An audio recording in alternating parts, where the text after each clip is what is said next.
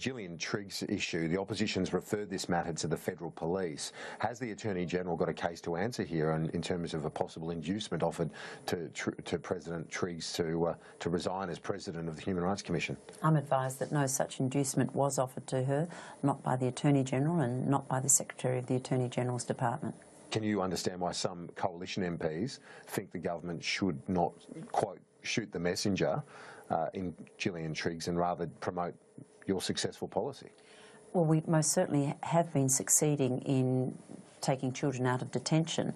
Our concern was with the actions of the Human Rights Commission in determining that it was too political to have an inquiry into the fact that up to 2,000 children under the previous Labor government had been put in detention.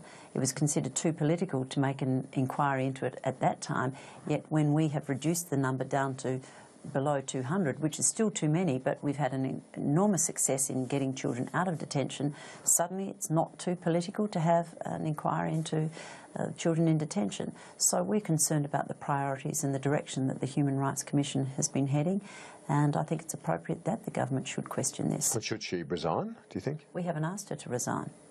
But there's been pretty clear indication that she's lost the confidence. The Prime Minister stood up in the Parliament and criticised her. Well, the Prime Minister is deeply concerned about a number of issues that have come before the Human Rights Commission. Particularly, it started with the recommendation that the Australian taxpayers fork out $300,000 to a convicted murderer as some kind of compensation for the fact that he was in detention. Now, those kind of recommendations are just out of kilter with what Australian people would think is a fair thing. So we were concerned about the direction, the priorities of the Human Rights Commission. All right. Well, I want to ask you about